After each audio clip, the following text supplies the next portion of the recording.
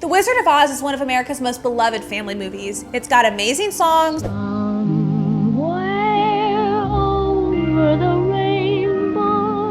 cool heroes, and a terrifying villain.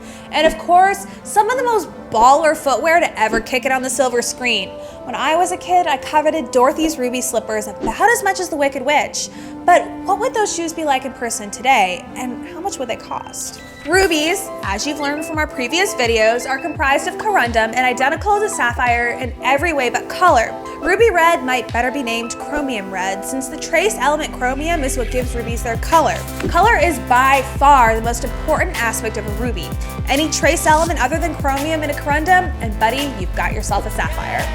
Another interesting property of rubies is their hardness. The only natural gemstone harder is a diamond. Dorothy can click her heels together as hard as she likes. Even though Dorothy's ruby slippers are world famous, they actually started out as silver. That's right, in Frank L. Baum's early 20th century novel, The Wonderful Wizard of Oz, little Dorothy Gale of Kansas was given magic slippers made of silver rather than rubies. So why the change? Because the 1939 MGM movie wanted to focus on the vivid Technicolor glory of the Oz sequences, and red shoes looked fabulous against yellow brick. Follow the yellow brick road? Follow the yellow brick road. There were several pairs of ruby slippers made for the film, but no one knows for sure exactly how many.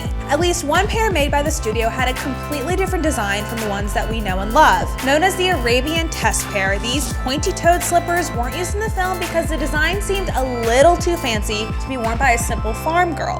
Of course, I'm not sure how any shoes decked out in rubies can be read as humble, but hey, I'm not the one running a movie studio. Of course, the actual shoes used for filming weren't covered in rubies, but sequins. There are about 2,400 cellulose nitrate sequins sewn on the slippers on display at the Smithsonian. And these shoes actually do look a little more humble than you might expect. Time has really done a number on them. They're so worn in spots that Smithsonian curators believe the slippers were probably used for filming dance sequences. You're out to see the wizard, the wonderful Wizard of Oz. You'll find he is a wizard of Wiz, if ever a wizard was. And interestingly, even though both shoes were a size 5, which would fit Judy Garland, they're a mismatched pair. One shoe is wider than the other. In late 2016, the Smithsonian's National Museum of American History launched a successful Kickstarter to help fund their preservation. They hit their $300,000 goal in only 7 days. Even though it's been almost 80 years, people are still captivated by these dazzling red shoes. And we don't have to speculate what real ruby slippers would cost, because several designers have actually created their own interpretation. Stuart Weitzman's ruby slippers are a more mature, sexier stiletto heel than we're used to seeing on Dorothy. And the 642 Burmese rubies made them worth $1.6 million. Pretty impressive, but they've got nothing on Harry Winston. Created in 1989 to commemorate the 50th anniversary of The Wizard of Oz, the House of Winston created a replica pair of ruby slippers adorned with 4,600 rubies and 50 carats worth of diamond accents, for good measure. All told, the shoes had a weight of 1,350 carats and were worth $3 million. Where can I buy those? Keep in mind though, fly footwear doesn't just belong to the realm of women. In fact, some of the most expensive jewel-bedecked shoes we've seen recently were for men. These may not be ruby encrusted, but hey, not everyone looks good in red.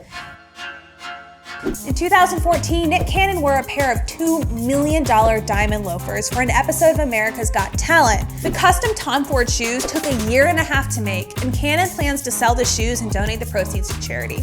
If Cannon's still looking for a buyer, maybe he can ask the person who ended up with these $4 million sneakers. Called the Fire Monkey to commemorate the Chinese New Year, these shoes were created for the charity Souls for Souls, which distributes shoes to people in need. The Fire Monkey sneakers are adorned with white diamonds and blue sapphires set in 18-karat gold. Do you own a pair of magical shoes that can transport you across dimensions? Hit the comments and tell us where you bought them. Also, don't forget to like and subscribe. For more information on the topics we discussed today, check out the links below. Thanks for watching.